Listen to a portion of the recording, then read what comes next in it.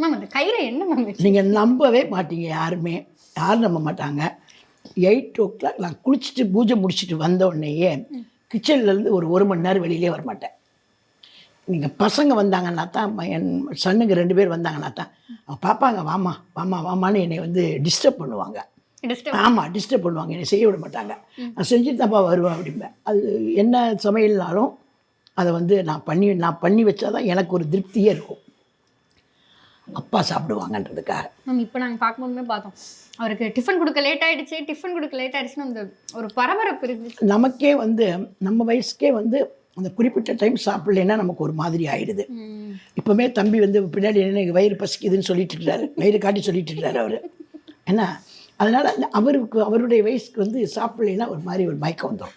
இப்போ night dinner அப்படிங்கிறது எத்தனை மணிக்கு மேம் முடிப்பீங்க? நான் வந்து 7:30 சாப்பிடுவேன். எத்தனை வயசு இருக்கும்? தப்பான கேள்வி கேட்குறீங்க பாருங்க நீங்கள், தப்பான கேள்வி. இது வரைக்கும் நீங்கள் கேட்ட கேள்விக்கெல்லாம் நான் பதில் சொன்னேன்.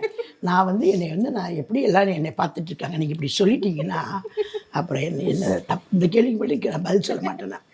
பெண்கள் கிட்ட வயசு கேட்க அதான் சில பேர் ஒல்லியாக இருப்பாங்க, சின்ன வயசு மாதிரி தெரியும், அதான் உங்களை மாதிரி கிட்டத்தட்ட ஒரு 45 வயசு 50 வயசு இருக்கும் உங்களுக்கு தெரியாம வயசு. இது உடல் வாகுப்பாது, உடல் அமைப்பு. சில பேர் பாரம்பரியமாக அப்பா அப்படி இருப்பாங்க, தாத்தா அப்படி இருப்பாங்க, அதே வழியில் பிள்ளைங்க இருப்பாங்க, அந்த மாதிரி.